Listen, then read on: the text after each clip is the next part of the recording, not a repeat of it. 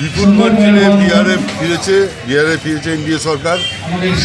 আমরা আমাদের এই রাজ্যেও ভারতীয় জনতা পার্টির সরকার আমরা করব আগামী 26-এ সাধারণ নির্বাচনের মধ্যে দিয়ে।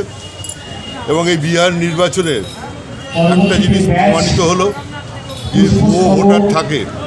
ভুয়ো ভোটার বিহারে এসআইআরের পর এটা একটা ইতিহাস সৃষ্টি হলো এবং নিশ্চিতভাবে আমাদের এই রাজ্যে বিহারের মতোই নির্বাচন হবে এবং বিহারের মতো সঠিক এসআইআর যেটা কাজ শুরু হয়ে গেছে, যেটা নিয়ে আমাদের মাননীয় মুখ্যমন্ত্রী নেচে নেচে বলেছিলেন যে এসআইআর করতে দেবো না। আজকে ঠিক 4 নভেম্বর থেকে এসআইআর কিন্তু চালু হয়ে গেল, শুরু হয়ে গেছে। অত্যন্ত সুন্দরভাবে সফলতার মধ্যে দিয়ে এসআইআর চলছে। সকলে এগিয়ে আসছে।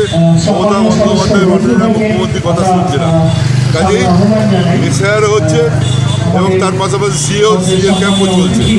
আমি মনে করি এসআইআর সঠিকভাবে আমাদের এই রাজ্যে হবে এবং সঠিক এসআইআরের মধ্যে দিয়ে যে নির্বাচন মণ্ডলী থাকবে সেই নির্বাচন মণ্ডলী আগামী 26-এর যে নির্বাচন, এই নির্বাচনে ভারতীয় জনতা পার্টিকে বিপুলভাবে সমর্থন করবে।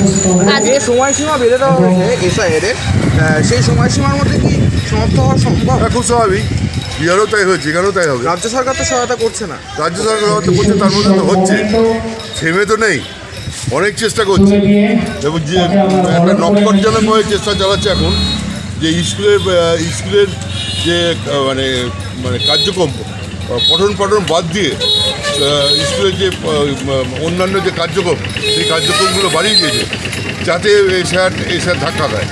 কোনো অবস্থাতে এসআইআর ধাক্কা খাবে না, এসআইআর এখানে হবেই সঠিকভাবে হবে।